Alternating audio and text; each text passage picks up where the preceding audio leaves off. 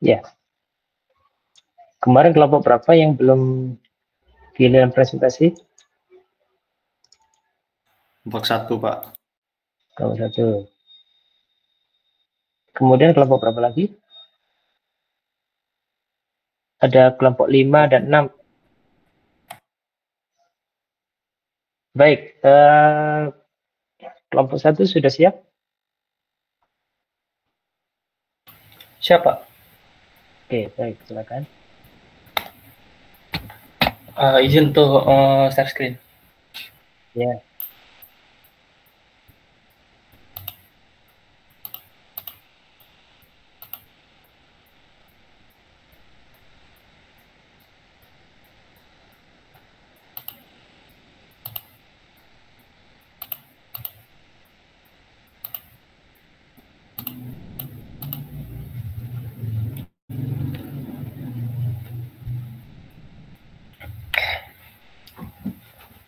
Ya, oke.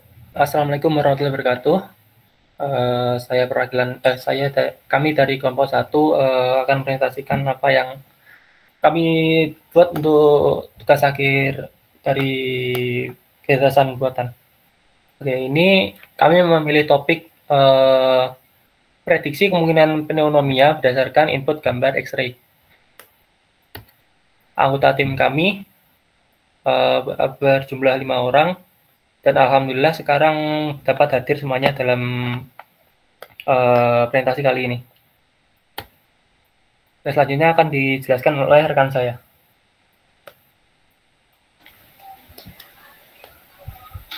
Jadi latar belakang di sini yaitu pneumonia adalah infeksi paru-paru yang serius dan bisa disebabkan oleh bakteri, virus, atau jamur yang menjadi penyebab utama kematian, terutama pada anak-anak, orang tua, dan individu dengan sistem kekebalan lemah. Dan individu dengan sistem kekebalan lemah, metode ini menggunakan convolutional neural networks atau CNN yang menjadi solusi cepat dan akurat untuk mendeteksi pneumonia dari gambar X-ray. Model AI ini dilatih menggunakan dataset yang berisi gambar X-ray dada berlabel seperti pada dataset chest X-ray image. Next. Tujuannya di sini yaitu berdasarkan input gambar X-ray dapat meningkatkan kecepatan dan akurasi diagnosis, mempercepat perawatan, mengurangi beban tenaga medis, mendukung pengendalian wabah, serta mengurangi biaya keperawatan kesehatan dan mendukung pengambilan keputusan klinis.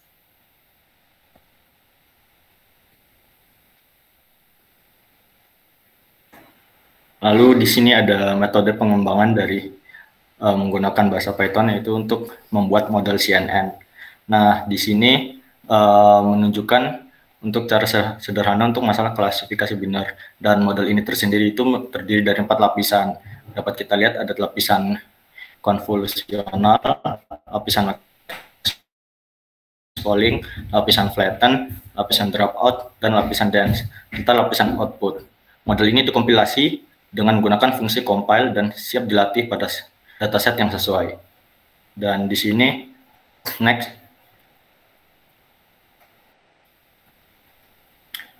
di mana dengan menggunakan fungsi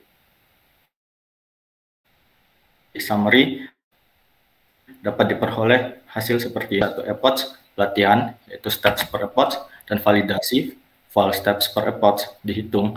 Jumlah langkah untuk pelatihan dihitung dengan membagi total sampel pelatihan dengan ukuran batch, dan kemudian hasilnya dibulkan atas menggunakan fungsi NP cell agar mendapatkan nilai integer yang sesuai dengan iterasi pelatihan yang dibutuhkan untuk menyelesaikan satu epoch. Next. Model CNN dilatih menggunakan metode fit dari keras, data pelatihan yang disediakan oleh train generator, sementara data validasi disediakan oleh validation generator.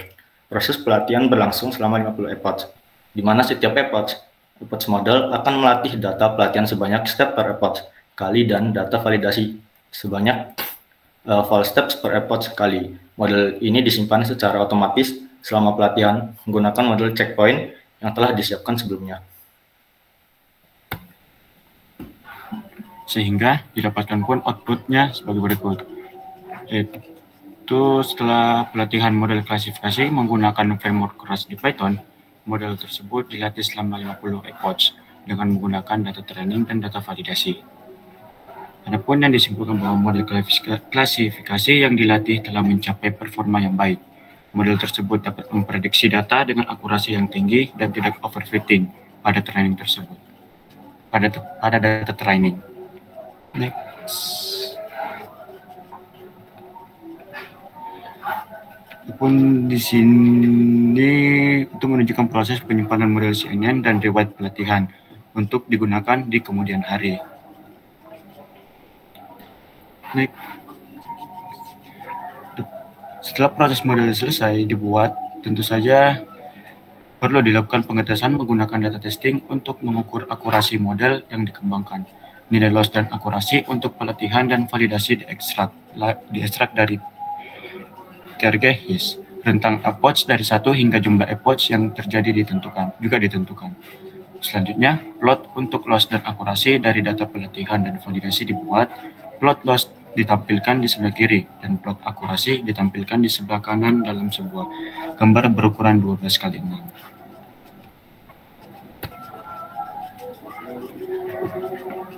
Setelah model dilakukan, testing untuk memprediksi 624 data testing didapatkan sebagai berikut, yaitu 174 jumlah prediksi kelas 0 yang benar, 60 jumlah prediksi kelas 1 yang salah, 1 jumlah prediksi kelas 0 yang salah, 389 jumlah prediksi kelas 1 yang benar. Akurasi rasio prediksi yang benar terhadap total data nilai 90,22%. Berarti model memprediksi 90,22% dari data dengan benar. F1 score, yaitu harmonik rata-rata dari precision dan recall. Nilai 0,93 menunjukkan bahwa model memiliki performa yang baik dalam memprediksi kedua kelas. Presisi, rasio memprediksi benar terhadap semua prediksi kelas tertentu. Nilai 0,99 untuk kelas 0 menunjukkan bahwa 99% dari prediksi kelas 0 adalah benar. Recall, rasio prediksi benar terhadap semua data kelas tertentu. Nilai 0,74 untuk kelas 0 menunjukkan bahwa model berhasil memprediksi 74% dari data kelas 0. Support, jumlah data untuk setup kelas. Nah, dari kesimpulan gambar itu memiliki performa yang cukup baik dengan akurasi 90,22% dan advance score 0,93.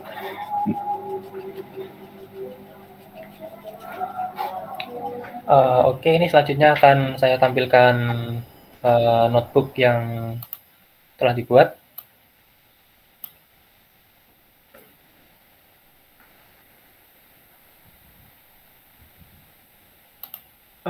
Baik, jadi saya izin menjelaskan untuk notebook yang kami buat. Ini pertama dapat dilihat, ini kami mengimport semua library yang dibutuhkan seperti matplotlib, lalu juga NumPy, OS, Pandas untuk membaca dataset, lalu Pickle untuk membuat model, lalu Plotly, Seaborn, dan lain-lainnya. Lalu untuk sel selanjutnya yaitu kami membagi dataset yang ada itu menjadi 3, yaitu validation directory, test directory, dan juga train directory. Val dan juga train itu berguna untuk membuat model, sementara test itu berguna untuk menguji model. Lalu untuk sel berikutnya, ini ada dev count data, ini untuk menghitung seberapa banyak dataset yang telah kami kumpulkan atau yang akan kami gunakan. Lalu yang kedua selanjutnya adalah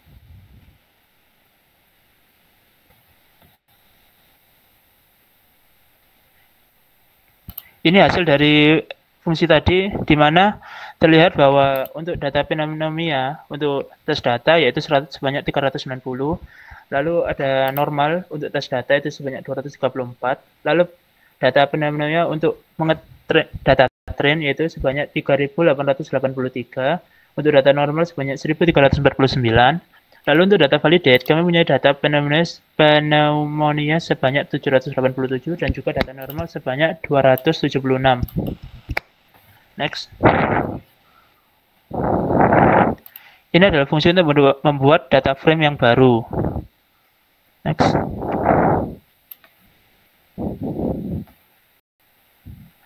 Nah, di sini kami juga menghitung untuk data trainnya. Itu seberapa banyak sih data pneumonia dan juga data normal. Dan kami memvisualisasikannya menggunakan histogram. Terlihat bahwa terdapat imbalance untuk data training, sehingga akan ditakutkan akan terjadi kerancuan. Sehingga kami membuat semacam sampling, yaitu duplicate data, untuk agar data training ini balance dan menghasilkan model yang lebih terpercaya. Setelah dilakukan sampling, terlihat bahwa imbalance yang terjadi pada data train tidak se-ekstrim sebelum dilakukan sampling. Next. Lalu ini adalah proses untuk membuat model. Yang pertama kami adalah melakukan penyesuaian, yaitu gambar yang kami buat itu harus berukuran 150 kali 150. Lalu akan diproses lagi menggunakan rotation range, rescale, short range, zoom range, dan juga horizontal flip dan juga vertical flip. Untuk validation generator itu sama seperti train generator. Next. Nah, ini adalah metode yang kami gunakan untuk membuat model, yaitu CNN, dan ini adalah fungsi dari CNN tersebut. Ini terdapat beberapa layer, yaitu 5 layer. Seperti yang bisa dilihat pada notebook kami. Next.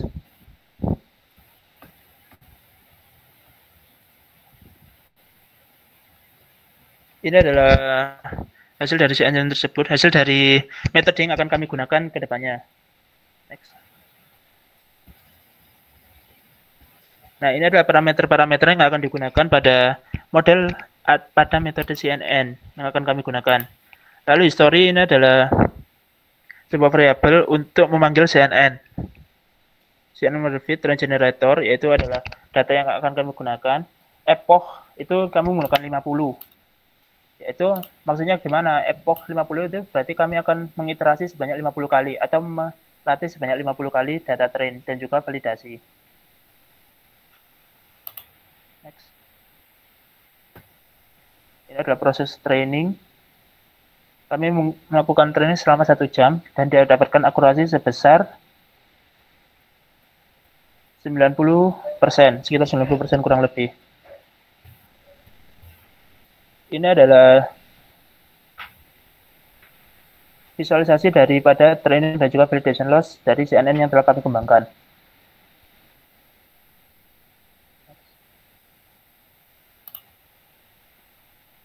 Nah, ini sudah masuk ke dalam proses pengujian menggunakan data test. Ini data testnya diambil di test generator. Sebanyak 624 gambar itu terbagi menjadi 2 kelas, yaitu pneumonia dan juga kelas normal. Nah, ini adalah hasil daripada penilaian kami atau confusion matrix, yaitu sebesar akurasi yang kami dapat adalah 90,22%, F1 score-nya adalah 93, dan juga untuk precision dan recall-nya, untuk precision kelas 0 atau kelas normal itu 99%, lalu recall-nya 74%, F1 score-nya 85%. Sementara untuk kelas pneumonia atau kelas 1, precision-nya terdapat 87%, recall-nya 1, dan juga F1 score-nya 93. Untuk akurasi sendiri didapat pada 90%. Nah, ini confusion matrix-nya. Seperti yang telah dijelaskan oleh Ahmad Bukhari sebelumnya, bahwa model kami itu hanya menebak 1 kali salah untuk kelas 1. Next. Oke, untuk penjelasan notebook ini sudah selesai dan akan kami lanjutkan untuk demo program. Nanti akan ditampilkan melalui Gradio, dan ada dua interface, yaitu pertama adalah kolom untuk input image, dan yang kedua adalah output berupa string, yaitu yang menunjukkan kelas dari mana, yaitu adalah pneumonia atau normal. Misal saya akan masukkan satu gambar ini.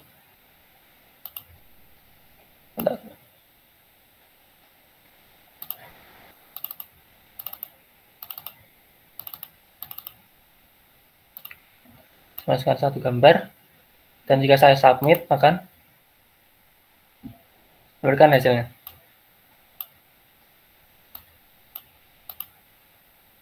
Oke, sekian dari presentasi kami. Jika ada pertanyaan, kami persilakan.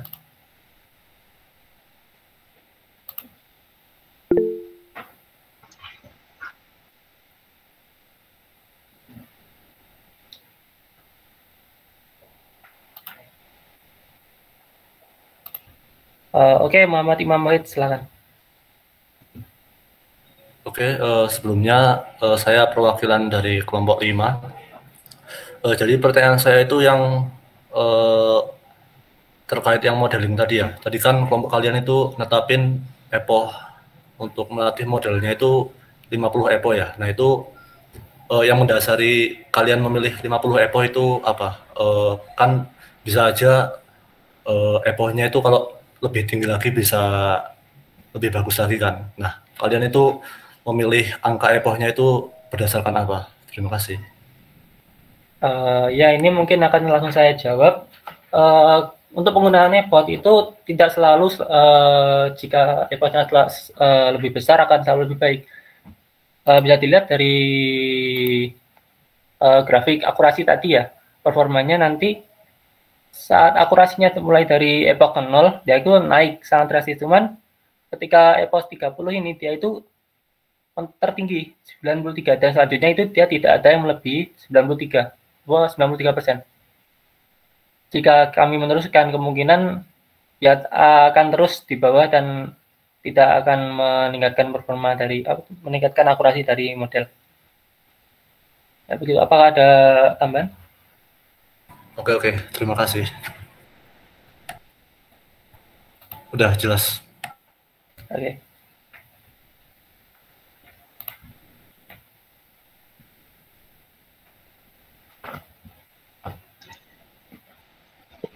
Silakan kelompok yang lain pertanyaan.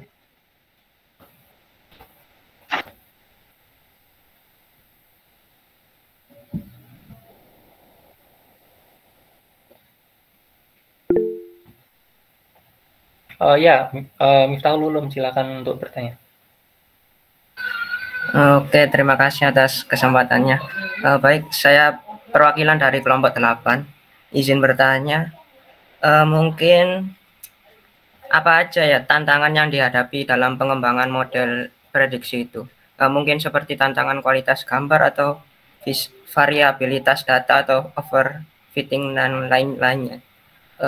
Ya mungkin itu aja pertanyaan dari kami. Sekian.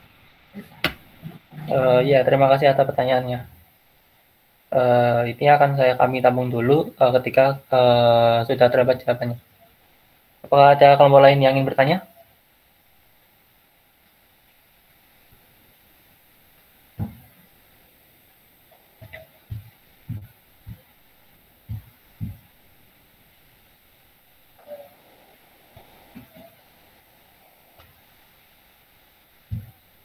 Mungkin sebelum ada pertanyaan dari kelompok lain, saya izin menjawab pertanyaan dari Miftahul Ulum dulu ya. Jadi tantangan apa saja yang ada ketika pengembangan model tersebut? Yang pertama adalah data. Ya mungkin bisa kalian rasakan sendiri bahwa mencari data itu agak sulit. Dan juga apabila sudah ketemu, data tersebut tidak sesuai apa yang kita inginkan. Jadi yang pertama adalah data. Tadi sudah sempat saya jelaskan bahwa terdapat imbalance. Jadi itu ada proses sendiri. Lalu yang kedua adalah kami menggunakan data gambar, sehingga harus ada generalisasi untuk gambar-gambar tersebut. Lalu yang ketiga adalah kami harus membaca referensi tentang CNN, karena sebelumnya tidak pernah mempelajari tentang CNN.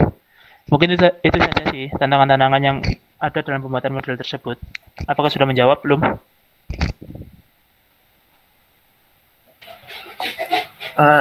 Kalau masalah kualitas gambarnya itu gimana ya? Apakah bisa langsung kedetek juga? Oh, untuk masalah kualitas gambar. Nah, itu kan tadi udah saya bilang terdapat generalisasi, yaitu ukuran gambar harus 150 kali 150. Lalu akan di horizontal flip habis itu vertical flip, lalu apa tadi? Ada 5 proses kalau nggak salah. Nah, untuk gambar, jika semua kualitas gambar bagus, itu malah akan membuat model jelek. Tetapi jika kualitas gambar itu beragam, maka model akan semakin terlatih untuk mengenali inputan yang jelek. Jadi seperti itu, Lum. Walah, oke, terima kasih bisa menjawab.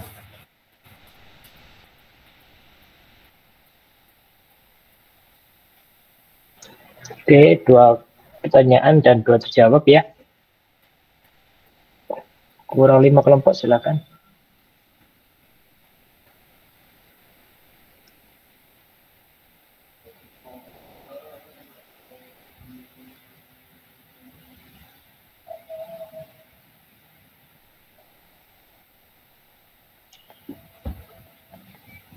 Oke, kelompok lain gimana pertanyaannya?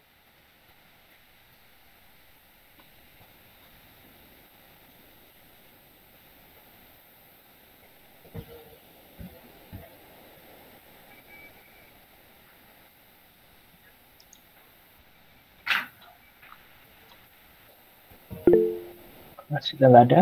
Nggak ada pertanyaan? Oke. Oh ya, silakan. Baik, saya perwakilan dari kelompok 4, izin bertanya. Tadi sudah dijelaskan bahwa menggunakan model CNN. Pertanyaan saya, mengapa menggunakan model CNN dan apakah ada model lain yang bisa digunakan untuk prediksi pneumonia berbasis gambar X-ray? Terima kasih.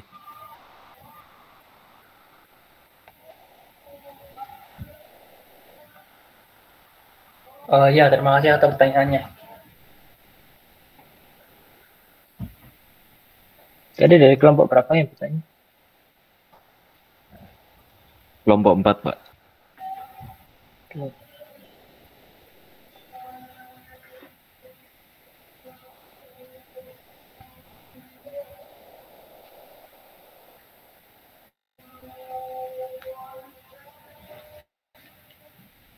Izin menjawab untuk pertanyaan dari Mas Rifki. Alasan kenapa kami menggunakan CNN itu karena CNN itu adalah salah satu bentuk deep learning. Nah, saat ini yang kami ketahui itu ada 3 metode atau 3 jenis, yaitu dalam bidang AI. Yang pertama adalah conventional data science, lalu yang kedua adalah deep learning, dan juga yang ketiga adalah transfer learning. Nah, kalau yang kita pelajari di kelas data science itu kan seperti random forest, decision tree, lalu yang kedua adalah deep learning. Nah, alasan kami menggunakan deep learning adalah karena CNN itu adalah deep learning itu lebih bagus daripada conventional data science. Nah, CNN ini adalah salah satu dari deep learning. Jadi kami menggunakan deep learning untuk mendapatkan hasil yang lebih bagus.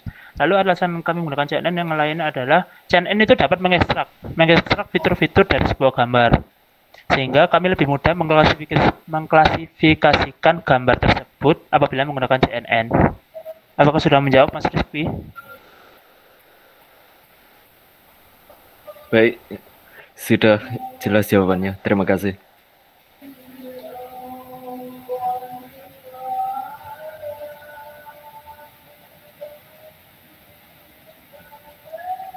Oke, masih ada pertanyaan?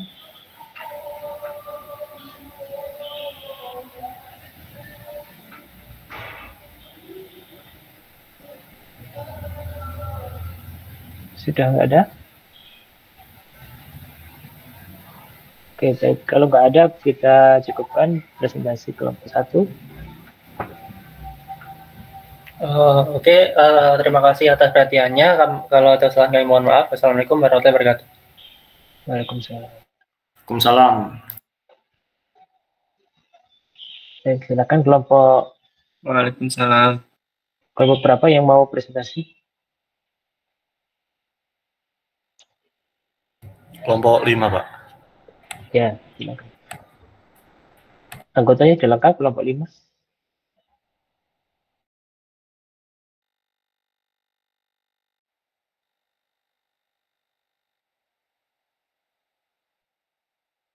Sudah lengkap, Pak.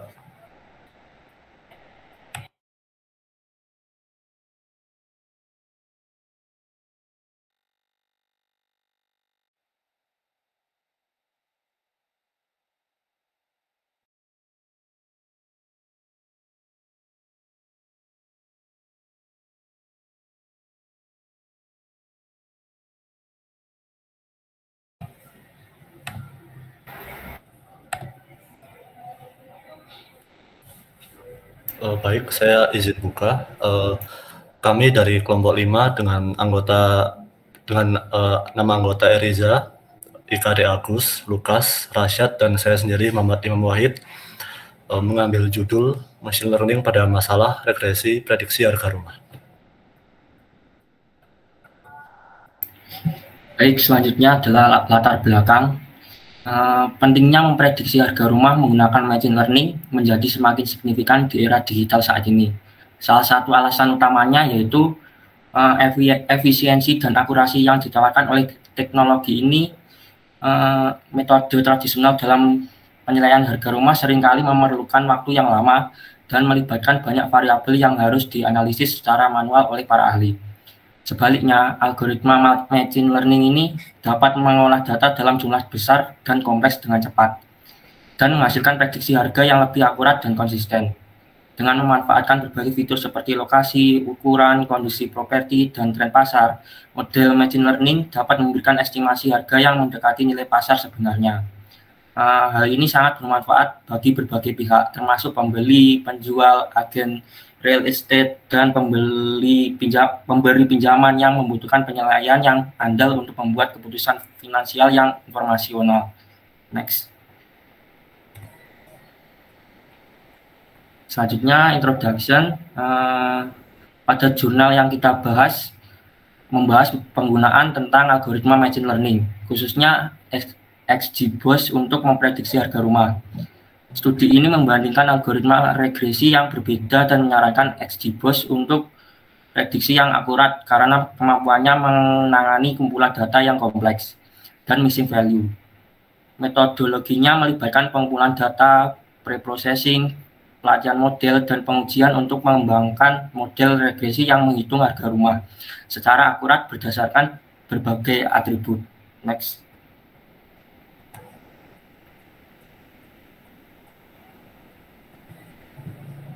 Untuk tools yang kita gunakan yaitu pertama kita menggunakan platform Google Colab dan juga VS Code untuk editor teksnya. Selanjutnya untuk library-nya kita menggunakan Pandas, 6PY, Matplotlib, Seaborn, Pandas, Scalene, XGBoost, dan yang terakhir Joblib. Untuk framework webnya kita menggunakan framework Flex. Next.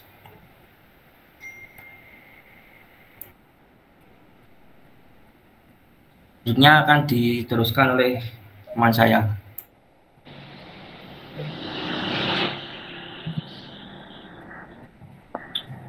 Assalamualaikum. The goal of home prices prediction is to create a model that can precisely estimate the price of a new home based on its attributes using previous data about the home's feature, such as square footage, number of bedrooms and bathrooms, location, etc. In this project, we have implement 5 logarithm linear regression support features, machine loss regression, random forest, and XGBoost to predict house prices using real estate property dataset. VSCOT can handle a large number of characteristics and capture complex correlation between future and target variables. Price XGBoost is in effect a logarithm for this purpose.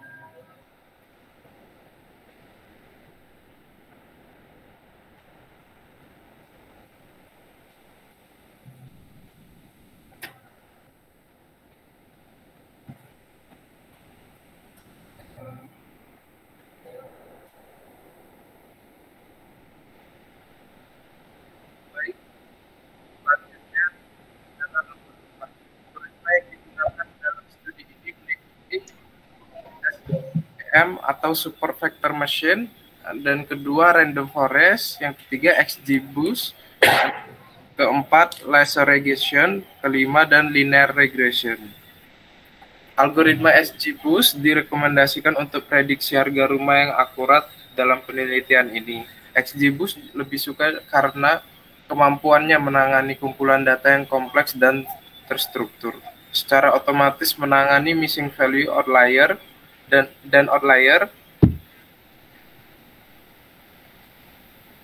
dan mencapai akurasi tinggi dalam tugas prediksi. Next.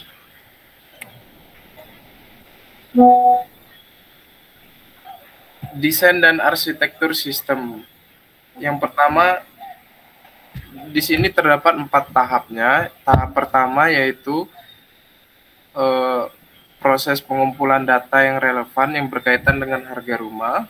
Selanjutnya, data dapat mencakup fitur seperti lokasi, ukuran, jumlah kamar, area tipe, ketersediaan, dan harga jualnya. Perawatan harus diambil untuk memastikan data beragam dan mewakili target pasar. Tahap yang kedua yaitu pemrosesan, pembersihan, dan persiapan data yang dikumpulkan untuk pelatihan model. Tugas seperti menangani nilai yang hilang, menghapus pencilan, menormalkan fitur numerik, dan menyandikan variabel kategoris dilakukan. Yang ketiga, tahap ketiga, melatih model berbagai algoritma pembelajaran mesin diterapkan untuk melatih model prediktif menggunakan data yang telah diproses sebelumnya. Pendekatan umum termasuk regresi linear, random forest, atau hutan acak, atau teknik yang lebih maju seperti peningkatan gradien atau jaringan saraf. Selanjutnya, next. Yang terakhir, tahap keempat, menguji model setelah model dilatih. Model dievaluasi menggunakan dataset pengujian untuk menilai kemampuan prediktifnya. Kinerja model diukur dengan membandingkan prediksinya dengan harga rumah sebenarnya dalam set pengujian. Metrik evaluasi seperti kesalahan absolut rata-rata atau kesalahan kuadrat rata-rata akar dapat digunakan untuk mengukur keakuratan prediksi. Next.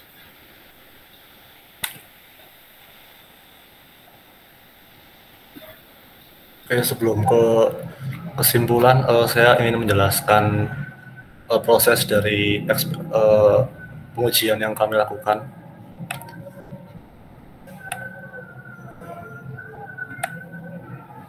Jadi kami mendapatkan datanya itu dari Kaggle yang namanya itu Ames Housing Dataset, di mana dataset ini itu menunjukkan harga rumah beserta fitur-fitur yang tersedia yang ada di negara bagian Ames, kota Iowa di USA. Kemudian di sini kami mengimpor beberapa library yang sudah dijelaskan di awal slide tadi. Terus di sini kalau melihat datanya itu terdiri dari 1459 baris atau instance. Dengan fiturnya itu terdapat fitur dan labelnya itu terdapat 81.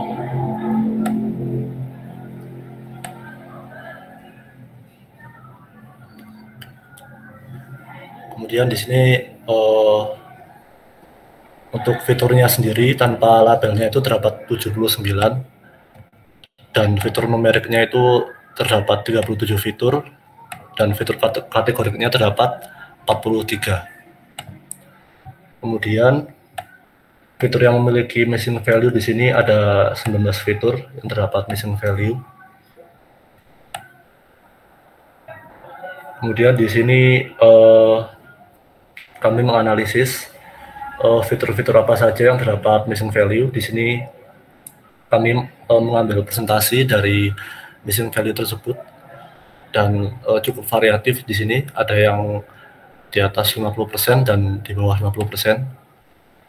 Kemudian di sini kami mengkategorikan missing value menjadi 3 kelas, yaitu yang pertama ada missing at random, kemudian ini ada missing not at random, dan yang ketiga itu ada missing completely at random. Missing at random itu di mana missing value tersebut itu bisa diobservasi berdasarkan fitur yang ada di datasetnya. Di sini contohnya pool quality. Pool quality ini kan menunjukkan kualitas dari kolam renang ya. Di sini kalau melihat dari datasetnya, nah di sini kalau melihat datasetnya itu instance yang memiliki null value pada fitur pool quality, fitur pool areanya itu juga menunjukkan nilainya itu 0. Nah, di sini tuh bisa diasumsikan kalau rumah tersebut itu memang tidak mempunyai kolam renang. Jadi MAR sendiri itu fiturnya itu bisa diobservasi dari fitur yang lainnya. Kemudian untuk missing not at random ini, di mana fitur tersebut itu missing value-nya tidak bisa diklasifikasikan ke MAR ataupun MCAR, sehingga missing value tersebut dinyatakan masuk ke dalam missing not at random. Cuman di sini kalau melihat dari dokumentasi fiturnya, itu dikatakan kalau missing value-nya itu memang tidak mempunyai akses alinya itu, sehingga bisa dikatakan fitur tersebut missing value-nya bersifat MNAR. Kemudian di sini yang terakhir yaitu missing value MCAR. Di sini karena hanya satu instance saja yang terdapat missing value, sehingga bisa dikatakan atau diasumsikan missing value tersebut itu terjadi salah input atau human error yang lainnya. Kemudian di sini untuk missing value yang bersifat kategorik, kami imputasi menggunakan string 0. Kemudian yang numerik, yang memang diobservasi dan di rumah tersebut itu tidak terdapat garasi dan mass venir area, itu kami imputasi dengan 0. Sedangkan load frontage ini dari hasil dari artikel rujukan itu menunjukkan kalau imputasi dengan median itu lebih baik jika case-nya itu terdapat outlier. Sedangkan di box load yang kami upload di sini, load frontage itu terdapat outliernya, sehingga kami imputasinya menggunakan median. Kemudian fitur yang tadi terdapat satu instance saja yang terdapat missing value, kami drop karena memang bisa dikatakan missing value-nya itu sedikit ya dibandingkan total instance yang ada di datasetnya.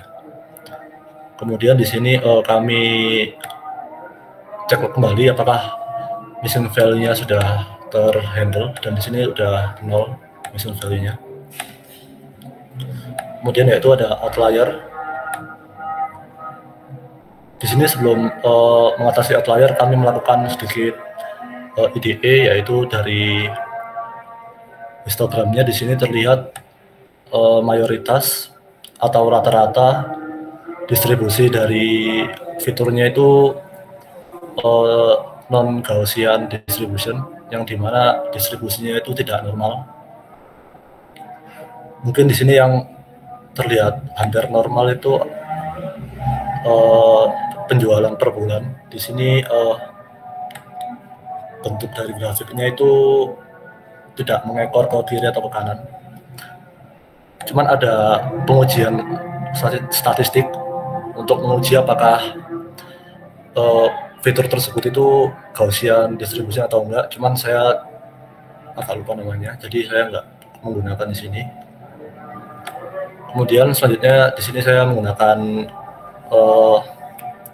scatter plot untuk melihat hubungan antara tiap fitur dengan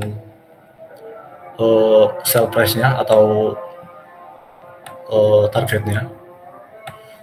Di sini terlihat beberapa ada yang mempunyai hubungan bagus, seperti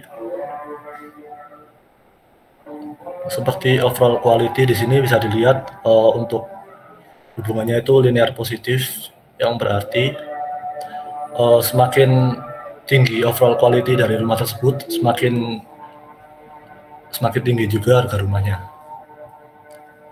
Kemudian selanjutnya di sini juga membuat box plot untuk melihat sebaran data dan juga outlier tiap fiturnya. Di sini terdapat beberapa pertimbangan untuk menangani outlier, yaitu yang pertama, apakah outlier tersebut adalah sebuah fakta yang menjadi indikasi perilaku menarik atau peristiwa penting dalam data. Kemudian, jika bertujuan untuk membuat model prediktif, outlier bisa mempengaruhi performa model. Nah, kenapa outlier itu harus ditangani? Karena ketika objektifnya itu membuat model prediktif, maka outlier itu bisa mempengaruhi hasil prediksi yang sebenarnya. Kemudian di sini kami mengincludekan beberapa fitur yang akan di-handle outliernya. Nah, di sini kenapa ada beberapa yang kami nggak handle? Karena kami menganggap itu dari outlier yang ada itu sebenarnya bukan kesalahan inputan, melainkan memang peristiwa unik yang terjadi di dataset ini. Kemudian di sini untuk handle dari outliernya kami mengimputasi menggunakan batas atas dari setiap fitur. Jadi nilai yang di atas nilai outlier yang terdapat di atas batas atas itu akan diimputasi menjadi nilai batas atas. Kemudian nilai yang outliernya di bawah batas bawah itu akan diimputasi menjadi batas bawah dari setiap fiturnya. Kemudian untuk encoding, yaitu encoding ini mengubah fitur kategorik menjadi numerik. Tujuannya yaitu untuk, karena model itu nggak bisa mempelajari fitur kategorik, maka harus dilakukan yang namanya encoding. Di sini kami mengkategorikan menjadi dua, yaitu yang nominal dan ordinal. Untuk yang nominal, kami encoding menggunakan label encoder. Kenapa menggunakan label encoder? Karena nominal itu nggak bisa diperingkatkan, maka kami menggunakan label encoder, yang dimana cara kerjanya itu alfabetik. Jadi semisal di sini terdapat fitur gravel atau pave. Nah, di sini tuh label encoder itu akan mengencoding kategori G menjadi 0 dan pave menjadi 1. Kemudian untuk kategori yang bersifat ordinal itu kami menggunakan encoding ordinal, di mana kami menginisialisasi setiap kategori yang memang bisa diperingkatkan, seperti gravel pave, di mana gravel itu menunjukkan jalan yang kerikil, sedangkan pave itu jalan yang menunjukkan jalannya itu di aspal. Nah, kalau berdasarkan domain pemahaman kami itu jalan yang di aspal itu kan lebih bagus ya. Jadi kami membuat pave itu menjadi 1. Untuk kategori lainnya juga sama sih, seperti itu. Jadi kita mengurutkan manual terlebih dahulu, baru nanti di encoding menggunakan ordinal encoder. Kemudian di sini ada feature selection atau pemilihan fitur. Di sini kami menggunakan dari library Pandas yaitu data core dengan menggunakan metode Kendall. Kemudian di sini terlihat ada beberapa fitur yang memang mempunyai hubungan bagus dengan harga rumah. Kemudian untuk splittingnya di sini kami menggunakan perbandingan 8:2, yang dimana 8-nya itu untuk training testnya, sedangkan 2-nya itu rasio untuk data test. Selanjutnya di sini yaitu untuk modelingnya di sini seperti yang sudah dijelaskan, yaitu kami menggunakan linear regresi, lasso, random forest, SVM, dan XGBoost. Dan di sini kami menggunakan metrik MAE atau mean absolute error dan juga R2 score. Di sini terlihat jika melihat R2 skornya, maka yang paling efektif ya, yang paling bagus itu yaitu XGBoost yang hampir 100%. Sedangkan yang paling tidak optimal yaitu di sini ada support vector machine yang minus. Cuman kalau melihat R2 skor dari data testingnya, itu terlihat kalau XGBoost dan juga random forest itu overfitting. Dimana di sini perbedaannya itu sekitar 10 ya. Sedangkan yang linear regresi dan lasso itu terlihat skor antara data test dan juga data trainingnya itu sama. Nah, salah satu cara yang bisa kita pakai untuk menangani overfitting yaitu mentuning parameter yang ada di modelnya.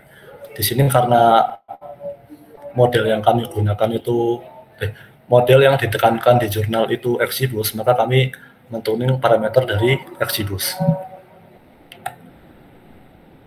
Di sini yang pertama yaitu saya ingin mentuning parameter learning rate. Learning rate itu kecepatan model untuk mempelajari data training.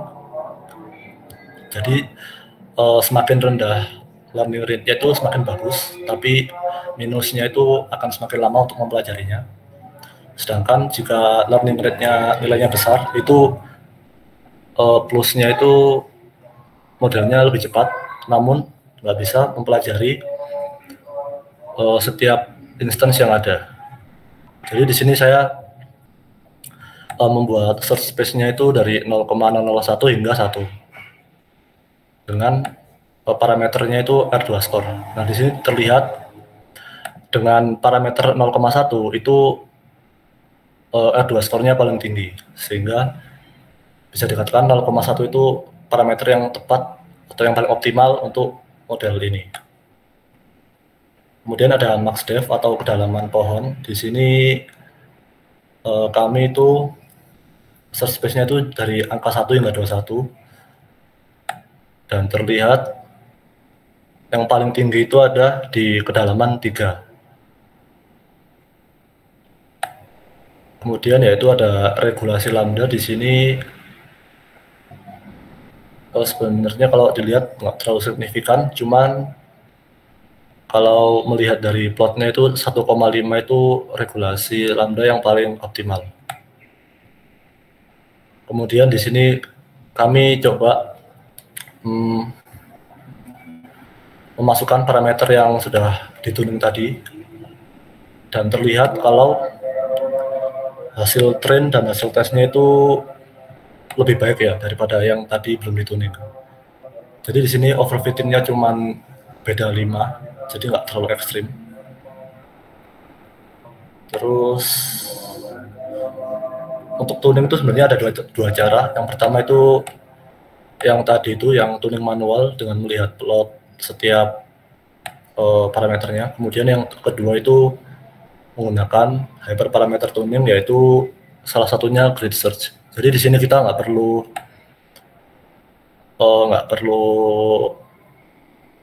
memplotting setiap parameternya. Kita cuman memberikan search space setiap parameternya. Di sini ada learning rate, max def, dan regulasi lambda. Sebenarnya parameter XGBoost itu banyak sih, cuman di sini saya cuman include-kan 3 aja karena yang mudah diinterpretasikan itu memang yang 3 ini sebenarnya. Kemudian kalau sudah menginisialisasi parameternya tadi, kita menggunakan grid search. Di sini terlihat base parameter yang ditemukan yaitu menggunakan learning rate 0,1, max def-nya 4, dan regulasi lambdanya itu 0,1. Cuman di sini kalau menggunakan grid search itu trainingnya memang bagus 98, cuman dari testingnya itu 90, dan terlihat overfitting yang lumayan ekstrim di sini yaitu beda 8. Kemudian selanjutnya yaitu di sini setelah kita tentukan model yang kita buat, kita simpan untuk dilanjutkan ke proses deployment. Di sini seperti yang telah dijelaskan di awal slide, kami menggunakan Flash untuk pembangunan modelnya.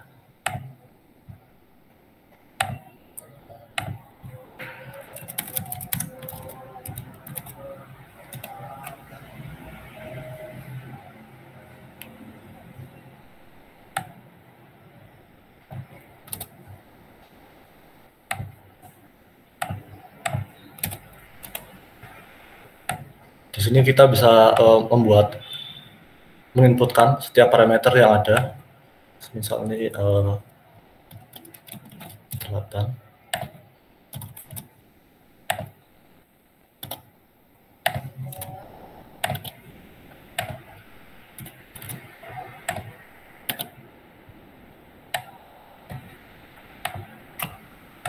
Nah, di sini terlihat prediksi dari harga rumah dengan fitur-fitur yang ada, yaitu menunjukkan $100.000.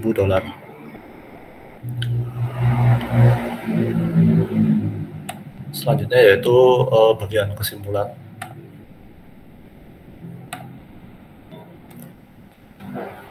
Baik, dari proyek yang kami kerjakan, XGBoost adalah model yang paling optimal berdasarkan evaluasi matriks R-square dan MAE, seperti yang diimplementasikan dalam jurnal yang kami rujuk.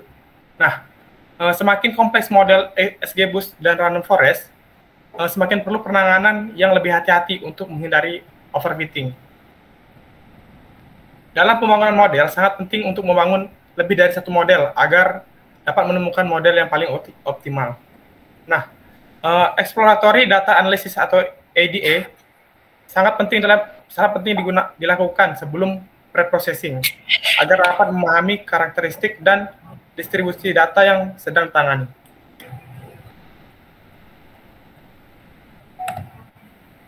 Mungkin itu saja dari materi dari kami. Mungkin teman-teman ada yang mau bertanya? Oke, silakan.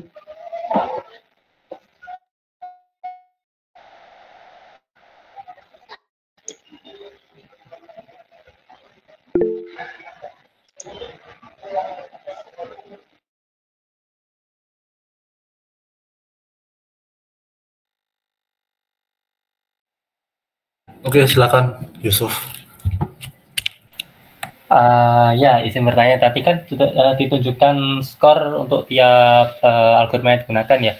Tadi kan skor itu untuk menunjukkan performa dari model prediksi. Nah, berarti itu kan dihitung berdasarkan berapa kali model itu menghasilkan jawaban yang benar gitu ya. Terus kalau itu minus, itu maksudnya gimana? Terima kasih. Oh iya, jadi izin jawab ya. Kalau regresi itu setahu saya itu penghitungannya nggak kayak klasifikasi ya. Jadi kalau klasifikasi kan strict ya. Kalau labelnya satu, ya selain itu dianggap salah. Nah kalau regresi itu penghitungannya kita melihat nilai error dari training yang sudah dilatih dengan testing yang sudah dilatih. Nah semakin rendah perbedaan nilai dari data training dan data testing yang sudah dilatih, nah itu nanti R2 skornya itu semakin tinggi. Bisa dipahami nggak? Oh ya, jadi bagi Anda itu nilai maksimal dari perbedaan nilai yang training sama testing itu berapa? Sampai batas wajarnya bagi Anda itu berapa? Gimana maksudnya tadi pertanyaannya? Tadi kan menyebutkan kalau ditentukan berdasarkan perbedaan antara skor dari training sama testing gitu kan. Nah, itu dianggap diwajarkan tuh sampai perbedaannya itu berapa gitu lah. Oh, maksudnya overfittingnya itu ya? Atau gimana? Ya, ya itu. Kalau yang saya baca itu sampai sekarang itu nggak ada penetapan ya angka overfitting itu berapa. Cuman kalau secara harfiah itu kan berarti kalau testingnya itu di atas training itu kan dianggapnya overfitting. Cuman kalau saya sendiri itu kalau perbedaannya itu masih 5 itu masih overfitting yang bisa ditolerir. Sedangkan kalau di atas 5 itu bisa dibilang overfittingnya itu lumayan ekstrim. Kalau menurut saya sih seperti itu. Oh ya, terima kasih atas jawabannya. Oke, sama-sama.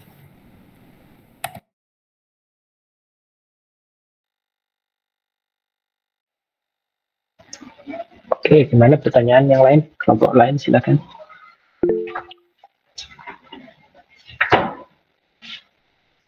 Ya, silakan Udin. Permisi izin bertanya, saya perwakilan dari kelompok 6. Sebelumnya kan belum pernah mendengar yang namanya lasso regression. Kira-kira boleh dijelasin nggak lasso regression itu apa? Dan kira-kira sama linear regression itu perbedaannya gimana? Sekian, terima kasih.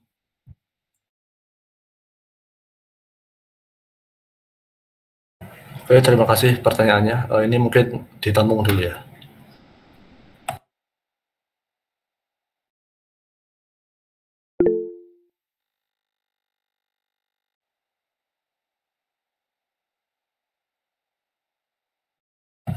Ya, silahkan Rifki.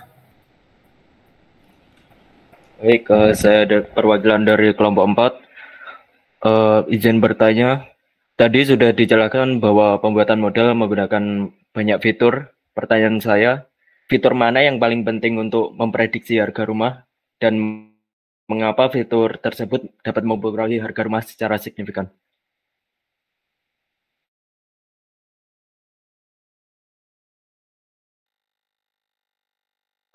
Oke, saya izin jawab langsung ya. Sebelumnya saya izin share screen dulu.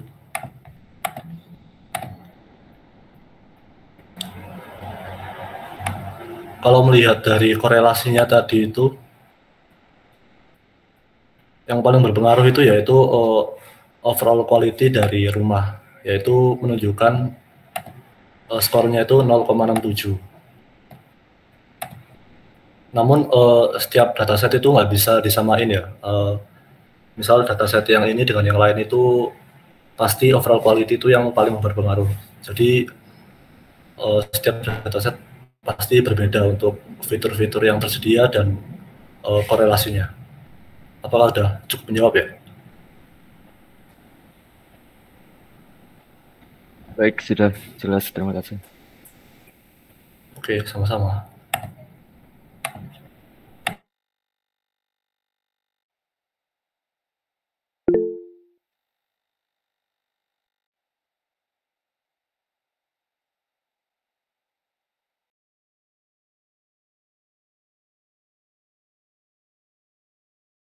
Ya, silakan Ulu. Oke, baik. Terima kasih atas kesempatannya. Jadi saya izin bertanya. Oh, saya perwakilan dari kelompok 8. Saya penasaran itu kira-kira bagaimana ya machine learning ini bisa digunakan untuk prediksi harga rumah dalam skala besar gitu. Mungkin kayak ya prediksi rumah di seluruh negara gitu. Ya, sekian itu saja. Oh iya, saya izin jawab langsung ya. Kalau menurut saya pribadi sih, kalau dataset yang kami gunakan itu kan dari USA, dari negara bagian Iowa ya. Nah, kalau menurut saya sendiri sih, karena demografi setiap daerah itu berbeda, jadi lebih baik itu untuk pengumpulan datanya itu ya di daerah itu sendiri gitu. Misal kalau di Indonesia ya, Malang dengan Jakarta kan mungkin beda ya untuk harga setiap fitur yang tersedia. Nah, itu kalau memang ingin membuat prediksi harga rumah di daerah Jakarta, nah itu lebih baiknya itu mengumpulkan datanya itu ya di daerah Jakarta saja gitu. Kalau menurut saya sih seperti itu. Apakah udah menjawab ya? Bentar. Kalau dari faktor tren ekonomi atau kebijakan pemerintah itu gimana? Akurasinya gimana? Oh, kalau itu sih harus ini sih, harus ngumpulin datanya lagi sih untuk faktor ekonomi gitu. Jadi kalau jawab sekarang itu mungkin saya belum bisa jawab sih, karena ya itu tadi butuh datanya sendiri. Apakah pengaruhnya itu memang signifikan terhadap harga rumahnya itu? Oke, ya udah, baiklah. Terima kasih. Oke, sama-sama.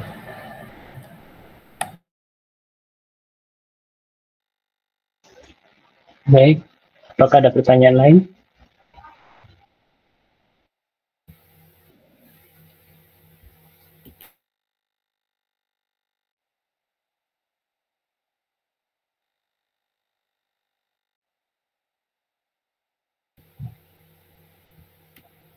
Permisi, sebelumnya izin menjawab dari pertanyaan dari Mas Udin tadi mengenai apa itu Lassonde regression dan apa bedanya dengan linear regression. Jadi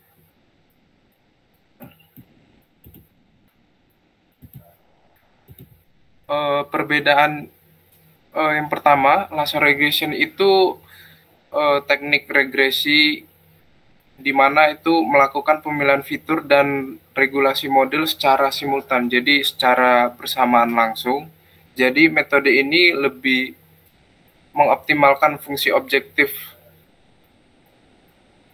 pada koefisien regresi. Jadi dia memaksa beberapa koefisien itu menjadi 0. Dengan kata lain itu Lassonde regression itu membantu mengurangi kompleksitas model dengan menghilangkan variabel-variabel yang tidak relevan. Contoh yang lebih ininya terdapat pada seperti koefisien variabel itu kan kayak linear regression itu kayak semua variabel digunakan dalam model untuk mendapatkan koefisien tanpa ada yang dihilangkan. Sedangkan kalau Lassonde regression itu beberapa koefisien dapat menjadi 0 yang berarti fitur tersebut dihilangkan dari model.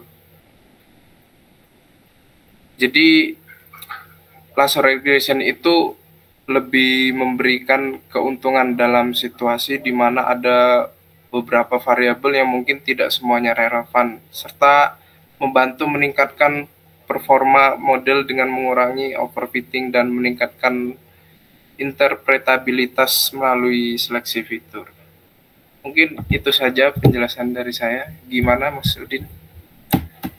Mengenai perbedaan sama linear regression gimana ya? Iya, mengenai perbedaan dengan linear regression dan Lassonde regression itu ada beberapa perbedaan. Yang paling mencolok seperti yang kayak tujuan penggunaan. Kalau linear regression itu biasanya cocok untuk situasi yang mana fitur dianggap relevan dan tidak ada resiko overfitting yang signifikan. Sedangkan kalau lasso regression itu berguna ketika ada banyak fitur dan penting untuk melakukan seleksi fitur untuk meningkatkan interpretabilitas dan mengurangi overfitting. Mungkin itu. Bagaimana Mas Udin? Oke, sudah menjawab. Baik, terima kasih Mas Udin.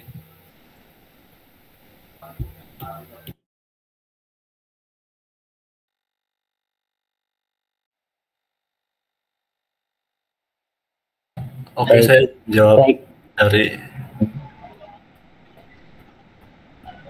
Silakan Mas. Iya Pak. Saya izin menjawab pertanyaan dari Abad ya. Saya izin share lagi.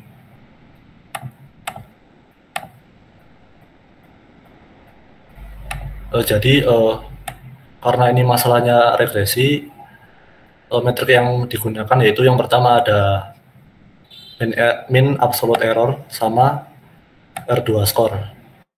Nah, kalau yang klasifikasi kayak kelompoknya sebelumnya tadi itu kan pakai presisi, recall dan event ya. Nah, kalau di sini tuh membandingkannya itu, kalau saya melihatnya itu ini sih, lihat dari testingnya. Di sini kan terlihat yang paling bagus itu kan sebenarnya dari lasso regression ya. Di sini 0,89. Cuman kalau melihat dari trainingnya itu sebenarnya random forest sama XGBoost itu mempunyai potensi yang bisa lebih tinggi di antara linear sama lasso. Nah, karena di sini terlihatnya overfitting, di sini R2-nya 88. Kemudian di sini di trainingnya 98. Nah, tadi itu caranya itu mentuning parameter yang ada di modelnya. Di sini seperti yang udah dijelasin tadi, setelah dituning itu hasilnya lebih mendingan untuk dari segi overfittingnya. Di sini cuman perbedaannya itu 0,5 gitu. Apakah sudah menjawab ya?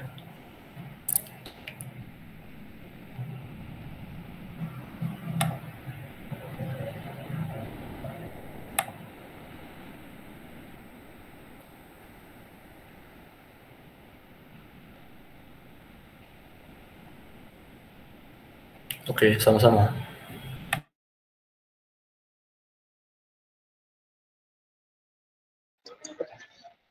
Oke, apakah ada pertanyaan lain? Yang ada yang sudah terjawab semua, Mas?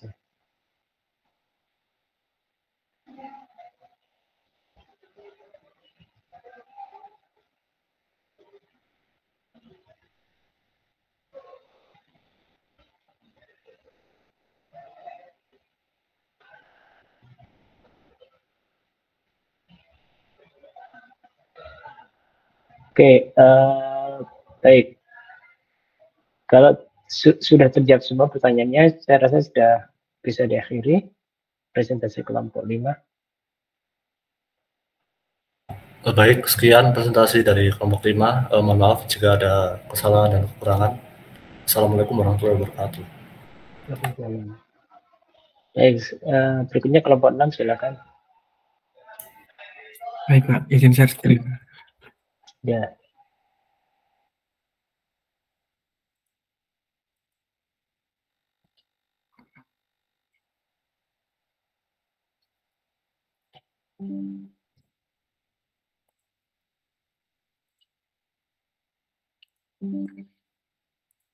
Assalamualaikum warahmatullahi wabarakatuh.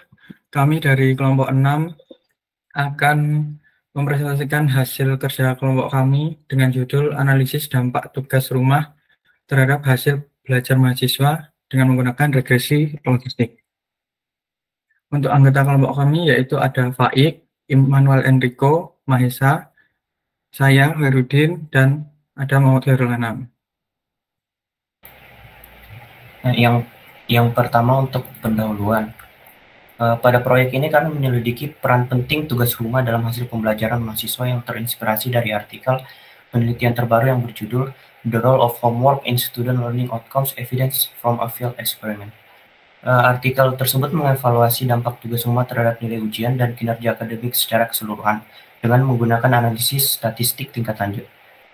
Tugas rumah sendiri adalah bagian integral dari pengalaman belajar, namun efektivitasnya masih diperdebatkan. Sehingga kami akan menggunakan teknik AI seperti analisis data dan machine learning untuk menilai dampak tugas rumah terhadap retensi pengetahuan, skor ujian, dan keberhasilan akademik dengan membandingkan kelompok yang diberi tugas rumah dengan yang tidak. Dengan proyek ini kami berharap dapat memberikan wawasan berharga tentang peran tugas rumah dalam meningkatkan hasil belajar. Next. Untuk sumber dan deskripsi data, proyek ini menggunakan data dari survei terpadu melalui Google Forms dari rentang waktu 12 Mei hingga 19 Mei 2024. Survei ini terdiri dari 26 pertanyaan tentang waktu belajar, kuantitas tugas kuliah, dan nilai dari tugas serta ujian mahasiswa. Data dikumpulkan adalah data belajar dari 206 mahasiswa berbagai fakultas dari perguruan tinggi beragam di seluruh Indonesia dan diekstrak dalam file Excel. Survei mencakup pertanyaan tentang nilai tugas dan ujian, yaitu pertanyaan 24 dan 26, terus kuantitas tugas pertanyaan 1 sampai 10, serta pertanyaan sisanya adalah mengenai waktu belajar, dan di sini responden menjawab dengan skala 1 hingga 5. Namun, ada beberapa batasan dalam proyek ini, seperti jumlah responden terbatas yang dapat mempengaruhi generalisasi hasil, serta terdapat potensi bias seperti ketidakjujuran atau pengabaian terhadap pertanyaan untuk data yang diperoleh dari self-reporting. Next. Oke, lanjutnya ada metode project. Ini metode ini menggunakan pendekatan machine learning dengan deployment algoritma regresi logistik yang memanfaatkan maksimum likelihood estimation. Model yang dihasilkan akan terdiri dari kombinasi koefisien linear yang menggambarkan hubungan antara waktu belajar dan kuantitas tugas dengan nilai mahasiswa. Proses evaluasi dilakukan dengan membagi data menjadi subset trend dan tes dengan rasio 20% sampai 80%. Subset trend digunakan untuk melatih model, sementara subtest digunakan untuk menguji performa model yang telah dilatih. Hasil dari kombinasi koefisien linear akan dievaluasi menggunakan parameter metrik yang telah disebutkan untuk menilai seberapa baik model dapat memprediksi nilai mahasiswa berdasarkan waktu belajar dan kuantitas tugas. Evaluasi model dilakukan dengan parameter metrik seperti akurasi, presisi, dan skor F1. Dengan pendekatan ini, penelitian bertujuan untuk menemukan hubungan yang signifikan antara faktor-faktor tersebut dan nilai mahasiswa, serta membangun model prediktif yang dapat membantu dalam memahami dan memperkirakan dampak waktu belajar dan kuantitas tugas terhadap kinerja akademik mahasiswa. Prediktor yang digunakan dalam proyek adalah model regresi logistik yang disempurnakan oleh metode maksimum likelihood estimation. Metode digunakan untuk meningkatkan tingkat kemiripan atau likelihood antara hasil prediksi model dengan data asli. Model regresi logistik merupakan suatu fungsi di mana terdapat koefisien keberpengaruhan setiap variabel terhadap outputnya. Untuk rumus terlampir seperti itu, di mana Px adalah probabilitas bahwa variabel dependen Y sama dengan 1 untuk nilai variabel independen X1, X2, dan sampai Xk. Beta 0, beta 1, beta 2, beta K adalah koefisien regresi, X1, X2, Xk adalah nilai variabel independen. E adalah basis logaritma natural. Lanjut, Mas. Oke, setiap koefisien akan diiterasi terus-menerus hingga mencapai MLI, di mana pengembalian nilai likelihood diiterasi mengikuti formula berikut, di mana YI adalah label kelas 0 atau 1 dari observasi ke I. PI XI adalah probabilitas prediksi dari model regresi logistik untuk observasi ke I. N adalah jumlah total observasi dalam dataset.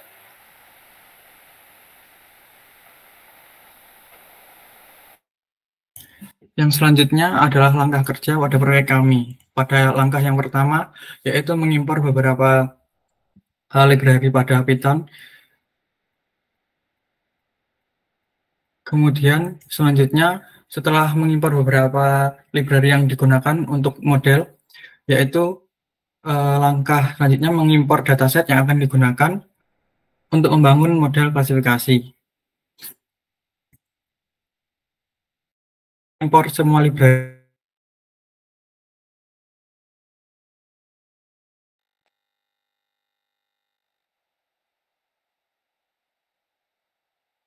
diolah untuk dijadikan model adalah data pertanyaan saja.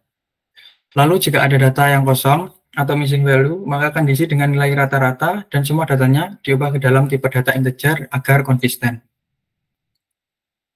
Untuk klasifikasi biner atribut kelas, dari dataset yang telah dikumpulkan terdapat 2 atribut kelas, yaitu pada question atau pertanyaan 24 dan question 26, di mana pertanyaan 24 yaitu seberapa sering Anda mendapatkan nilai sempurna atau mendekati sempurna dalam ujian atau tugas di kuliah, dan pertanyaan 26 yaitu seberapa penting Anda merasa tugas dan belajar di luar jam kuliah dalam membantu Anda mencapai hasil belajar yang baik. Kemudian penentuan hasil klasifikasi dilakukan dengan menjumlahkan nilai Q24 dan Q26 dan dicari nilai mean dari kedua atribut. Ketika jumlah lebih besar dari nilai mean, maka dapat diklasifikasikan sebagai mahasiswa dengan nilai tugas dan nilai ujian bagus atau sama dengan 1. Namun jika jumlahnya kurang dari nilai mean, maka diklasifikasikan sebagai mahasiswa dengan nilai tugas dan nilai ujian jelek atau sama dengan 0.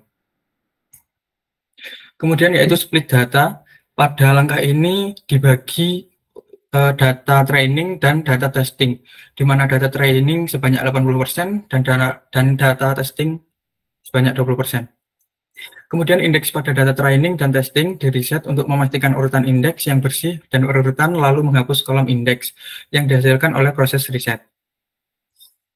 Langkah terakhir yaitu bentuk dari data training dan testing dicetak untuk memastikan bahwa bagian data sudah sesuai.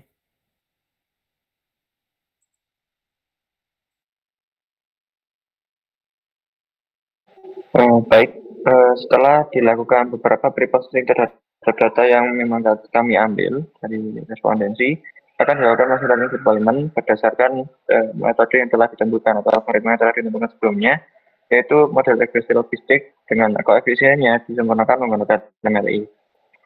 Jadi setiap koefisien yang akan dimasukkan ke dalam regresi logistik ini dicari menggunakan MLI, sehingga setiap koefisien memiliki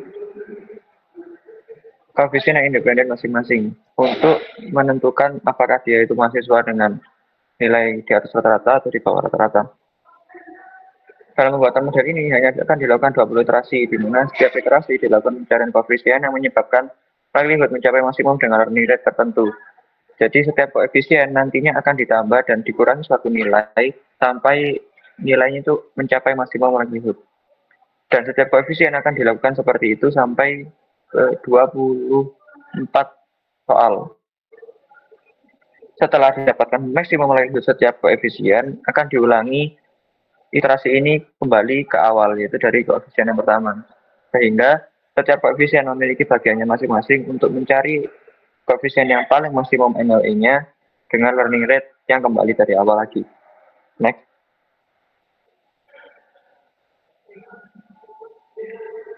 Ya, ini seperti yang tadi bilang tadi. Jadi proses pembuatan koefisien ini awalnya diinisialisasi sebagai 0 semua. Kemudian dari setiap koefisien nantinya akan ditambah dan dikurangi suatu nilai. Yaitu dimasukkan dalam fungsi namanya calc-rate kalau di dalam IPINB-nya. Kemudian ini akan mendapatkan nilai koefisien dari beta 0 sampai beta 26. Sehingga setiap indeks dari betanya itu mewakili setiap soalnya. Dengan B0 itu adalah konstanta dari rumus regresinya. Lihat.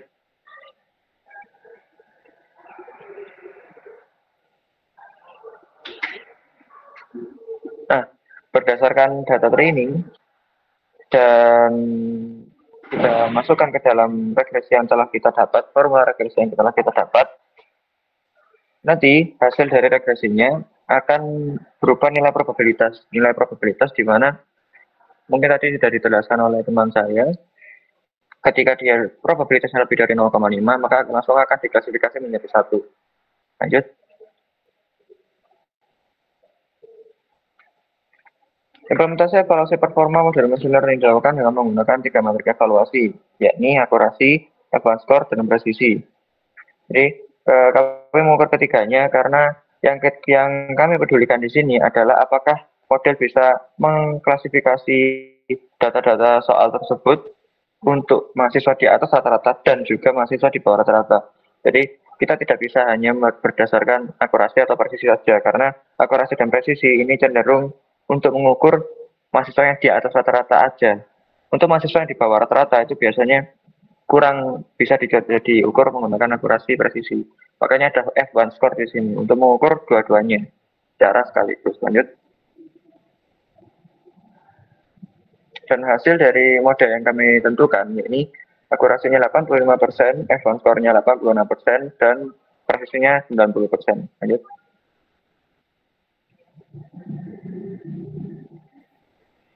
Lalu untuk kesimpulannya, model classifier dapat dengan cukup baik memprediksi nilai mahasiswa.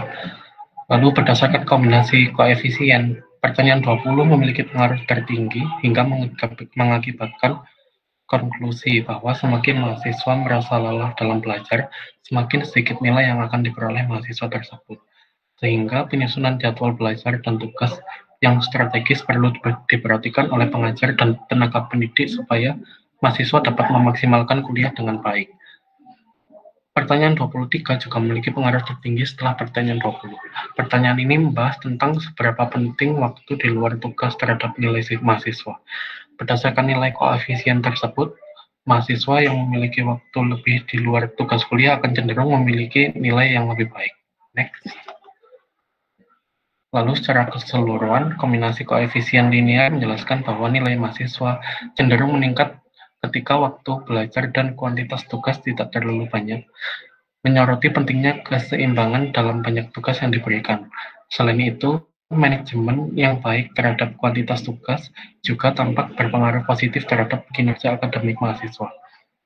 Lalu saran yang dapat diberikan adalah pentingnya memberikan perhatian terhadap manajemen waktu dan tugas kepada mahasiswa, baik melalui pendekatan pembelajaran yang terstruktur maupun dukungan institusi pendidikan dalam memberikan panduan dan sumber daya yang tepat. Dengan demikian, kolaborasi antara mahasiswa, dosen, dan institusi pendidikan dapat meningkatkan efektivitas belajar dan mencapai kinerja akademik yang lebih baik secara keseluruhan.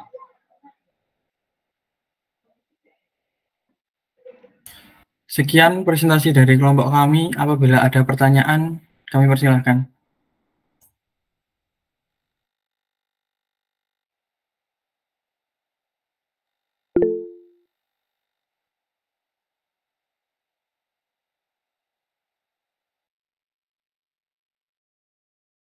Ya, silakan, Lum.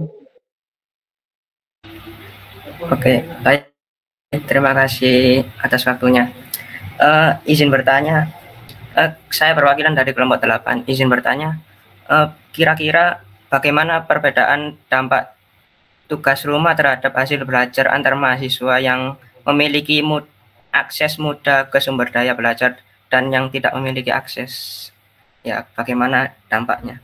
Mungkin kira-kira signifikan ataupun ya kinerjanya juga gimana? Itu saja.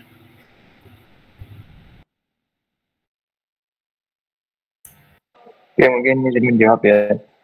Kalau dari judul penelitian, mungkin dari tema penelitian juga, kami lebih fokus pada bagaimana efek kuantitas tugas rumah dan seberapa banyak belajar mahasiswa terhadap pengaruhnya terhadap nilai mahasiswa. Jadi untuk seberapa sulit akses mahasiswa tersebut terhadap tugasnya atau seberapa mudahnya mahasiswa tersebut untuk belajar dan lain-lain itu bukan cakupan dari atau bukan batasan dari penelitian kami ya. Jadi mungkin kalau ada penelitian lain yang mengenai seberapa berpengaruh akses mahasiswa terhadap hasil kerjanya, mungkin bisa dikonduksi lagi begitu. Oh, oke, terima kasih.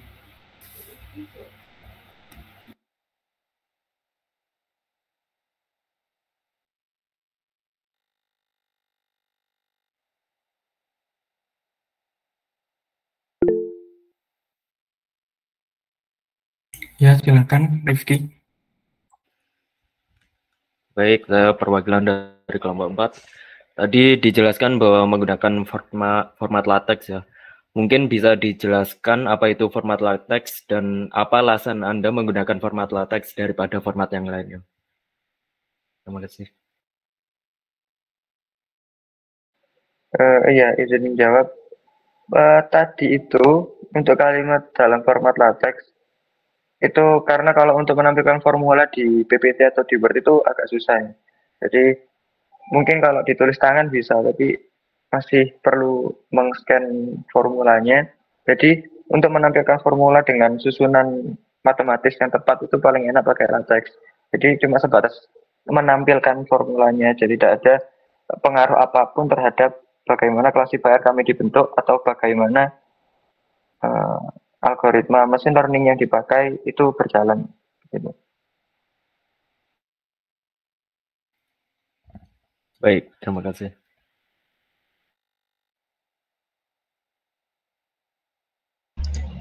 Oke, baik. Tadi kelompok 8 yang nanya pertama, Mas.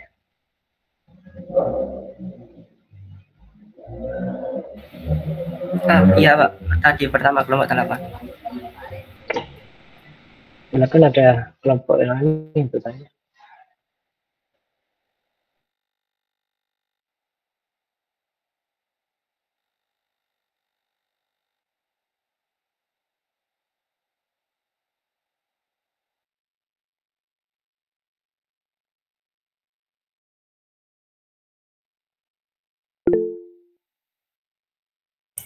Ya, silakan Wahid.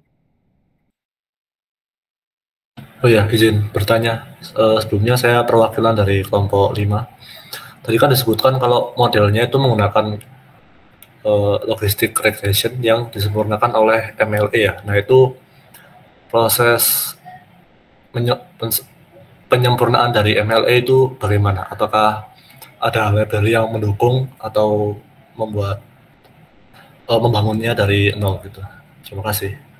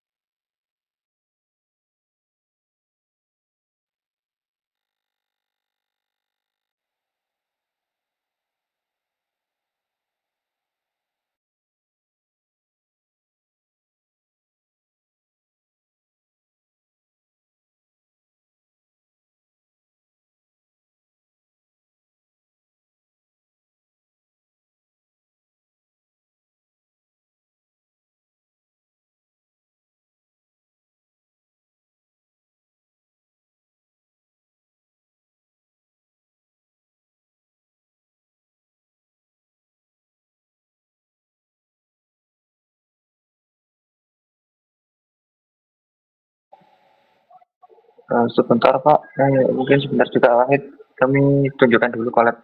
Nah ini, tolong ke bawah dulu. Terus di bagian machine learning deployment. Ke atas, ke bawah. Nah, sampai sini. Jadi untuk menentukan MLE-nya ya, itu pakai rumus likelihood. Sebenarnya bukan sigma aja, setiap mungkin bisa dilihat di situ rumusnya, dan harusnya itu bukan sigma, tapi karena dia itu pakai logistik dan jadi karena logistik itu bentuknya bagaimana ya, sigmoid gitu. Jadi kita bisa memanfaatkan natural log ke dalam rumus likelihood-nya. Sebenarnya rumus likelihood-nya itu pakai perkalian setiap instance, tapi karena di natural log perkalian di dalam logaritma itu kan bisa dipisah jadi tambah. Jadi natural log A ditambah natural log B gitu. Akhirnya yang awalnya dikali jadi tambah. Kalau misal di internet itu likelihood secara merata harusnya kali. Tapi kalau untuk logistik itu ditambah pakai yang ini, logo sigma ini. Nah, balik lagi ke konteks. Jadi bagaimana kami menerapkan ini ke dalam model yang akan kita terapkan. Jadi ini kami iterasi ke setiap instance yang kami dapat. Ya kebetulan kami dapat itu 200 instance ya. 200 instance kita jumlahkan, jadi 200 itu kita masukkan ke N. Setiap data, setiap instance nanti akan menghasilkan nilai probabilitasnya masing-masing. Dan nilai probabilitas ini akan kita masukkan ke dalam Rn seperti di rumus ini. Mungkin bisa ke bawah untuk melihat rumus Python. Penerapan Python. Bawah lagi. Nah, bawah. Yang itu tadi logistik atas. Nah, ya itu yang di bawahnya pas. Kode yang di bawahnya pas. Nah, ada. Nah, di situ ada 3 fungsi kan yang kami buat. Sebenarnya yang dipakai untuk training itu yang 2 aja, yang dia 2 atas, logistik sama eval MLE. Untuk logistik ini penerapan rumus yang paling atas yang sebelumnya, yang ada beta-betanya itu kita masukkan di situ. Untuk eval MLE ini adalah mengiterasi setiap instance dan setiap atribut, kemudian kita cari nilai probabilitasnya. Nah, di situ kan ada tulisannya tuh, prop sama dengan logistik dalam kurung logit. Nah, dapat dari situ nilai probabilitasnya dimasukkan ke itu natural log, np.log prop itu. Nah, kita dapat natural log dari probabilitas itu, kita jumlahkan langsung ke calc MLE. Jadi calc MLE ini adalah perannya sebagai nilai likelihood estimation pada iterasi tersebut. Jadi kita lihat apakah likelihood estimation tersebut itu sudah maksimum atau belum dari calc MLE. Ke bawah.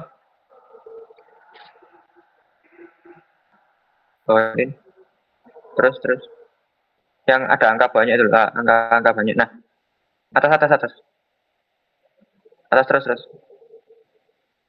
Nah, ini adalah proses ketika dia optimasi MLE-nya, maximum likelihood. Ketika 1 kali iterasi untuk 200 data itu pertama kali dilakukan, dia ketika dijumlah semua nilai natural log-nya berjumlah -83.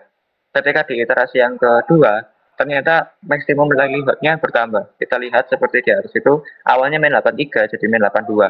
Tandanya apa? Tandanya pergerakan belajarnya si program ini pergerakannya positif gitu loh. Ya, ada pergerakan yang baik. Karena semakin maksimum, semakin ke arah yang lebih banyak gitu. Awalnya -83, terus -82, terus -81 lagi. Tapi -81,4 kan. Akhirnya dia naik terus sampai yang benar-benar maksimum itu di nilai -75,84. Tandanya adalah pada iterasi tersebut koefisien-koefisiennya itu sudah sangat cocok dengan dataset yang kami dapat seperti itu. Untuk MLE sepertinya seperti itu aja sih. Apa ada tanggapan lain?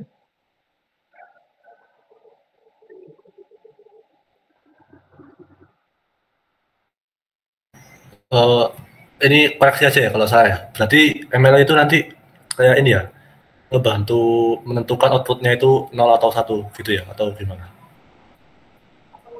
Bukan. Menentukan kayak ke programnya bilang kayak gini. Kita tuh kayak ngajari bayi, apakah kamu itu belajarnya bener apa nggak bener. Kalau misalnya belajarnya nggak bener, ya udah di stop kan belajarnya. Tandanya apa? Bahwa likelihood estimation-nya itu tidak maksimum. Ketika likelihood estimation tidak maksimum, maka kita bilang ke programnya, kamu itu belajarnya salah.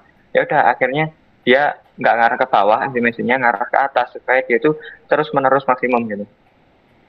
Sehingga koefisien-koefisien yang didapat itu sangat cocok untuk menentukan apakah dia itu 0 dan 1. Jadi likelihood estimation-nya ini untuk belajarnya si program menentukan koefisien setiap soal. Jadi setiap soal itu kami tentukan koefisiennya berapa. Ya seperti regresi seperti itu. Dan nanti kan ada koefisiennya masing-masing antara dapat atribut. Misal ada atribut usia, dia koefisiennya berapa. Atribut jenis kelamin, dia koefisiennya berapa. Dan seterusnya. Untuk mencari koefisien itu yang kita pakai metode belajarnya MLE. Oke. Terima kasih ya. Ini kalau notebooknya di-share boleh nggak? Kalau nggak boleh nggak apa sih? Boleh nanti PJ. Oke. Terima kasih. Oke, tamam. Oke, silakan kalau ada pertanyaan yang lain.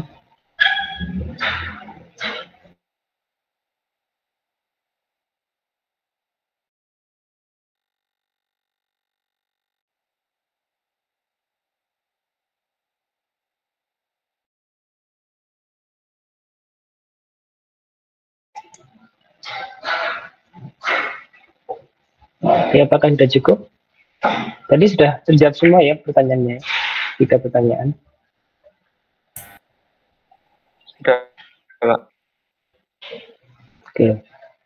Baik, mungkin kalau sudah nggak ada pertanyaan, sudah cukup dari kelompok 6.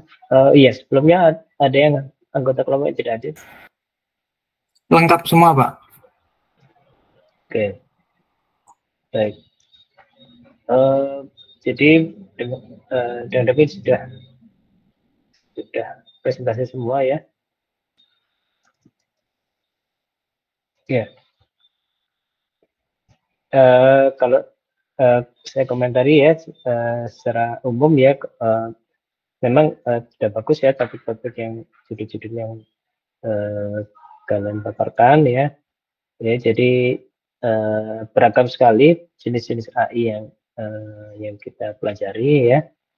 Dan yang paling penting adalah apa yang kita pelajari ini mungkin masih awal ya, sehingga untuk bisa memperdalam atau menguasai dengan sehingga menjadi tingkat ahli ya, kita perlu terus-menerus ya menggeluti atau mempelajari mengeksplorasi bidang-bidang AI yang kita minati. Baik, oke, sebelum kita akhiri kita apresiasi sebentar.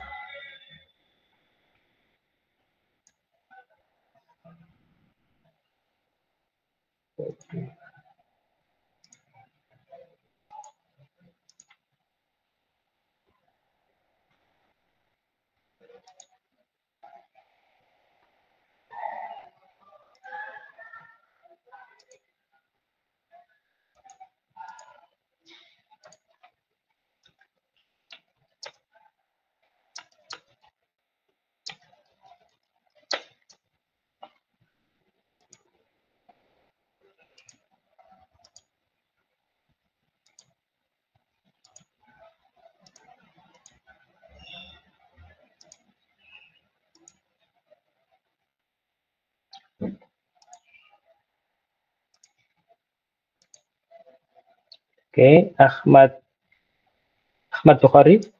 Hadir, Pak. Audi Rizky Saputra. Audi Rizky tidak hadir ya?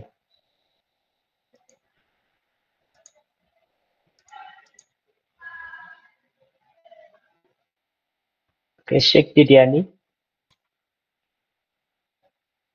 Sheikh Didiani juga hadir.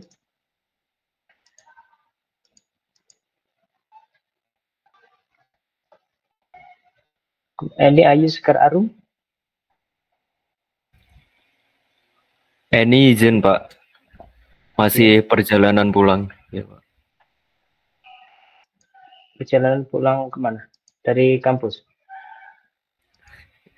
Ke rumah ya Pak, kurang tahu Pak saya.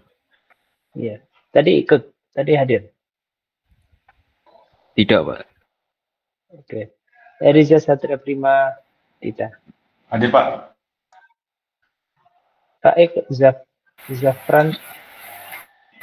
Hadir Pak. Faris Raihan. Hadir Pak. Fidelia Patricia. Hadir Pak. Bintia Putri. Hadir Pak. Firman Maulana. Hadir Pak. Hafiz Falasya.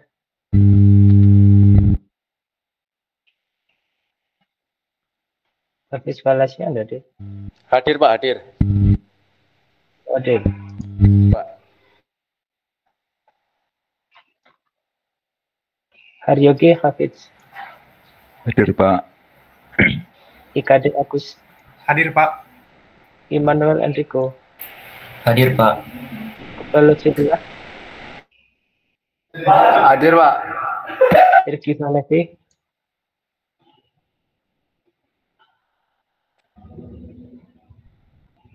Irki Falevi. Nggak hadir ya hari ini.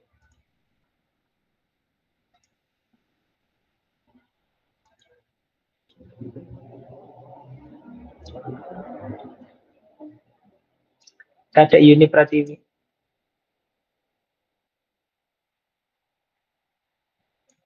Kadek Yuni tidak hadir. Kadek Yuni tidak hadir ya.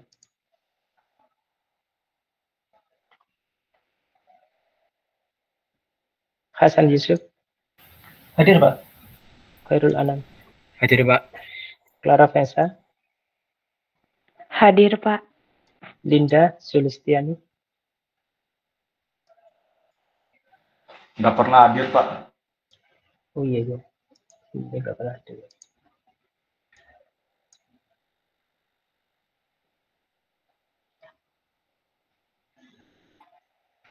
Lukas. Hadir, Pak. Maheza.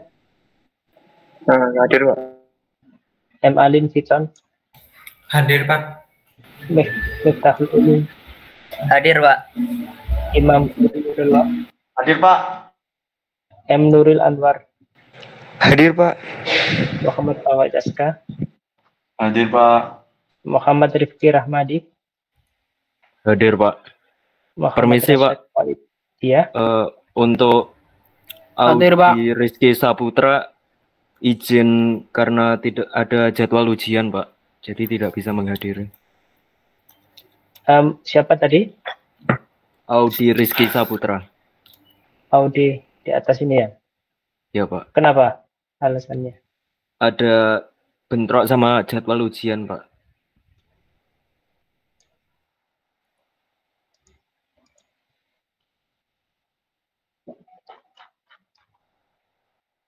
Tadi sampai mana tadi?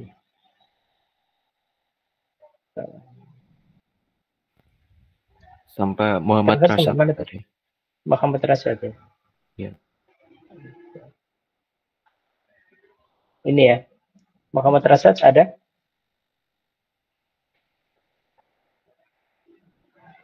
Muhammad Rifki ada? Hadir, Pak. Muhammad Rashad? Hadir, Pak. Muhammad Khairuddin? Hadir, Pak. Muhammad Abdul Aziz? Hadir, Pak. Muhammad Ali Rojab? Hadir. Muhammad Azmi Nur Iman? Hadir, Pak. Muhammad Falihul Abad? Muhammad Farhan Hidayat? Hadir, Pak. Muhammad Imam Wahid? Hadir, Pak. Muhammad Khairul Anam? Hadir, Pak. Muhammad Ramadan Rafi? Hadir, Pak. Naventius Kristanto? Naventius, sudah ada?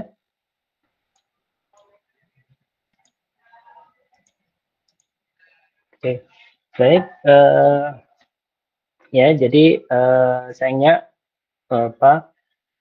Memang untuk pencerdasan buatan ini sebenarnya tidak cukup ya, hanya 1 semester ya, Mas.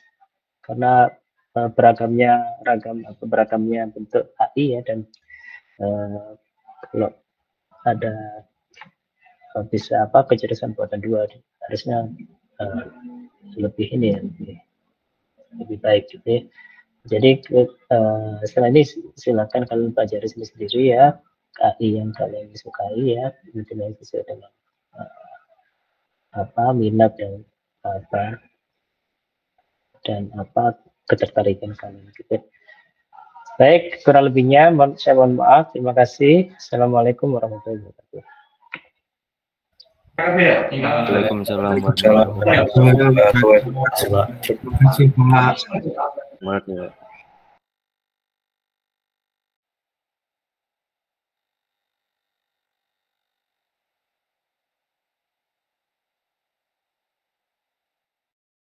Lagi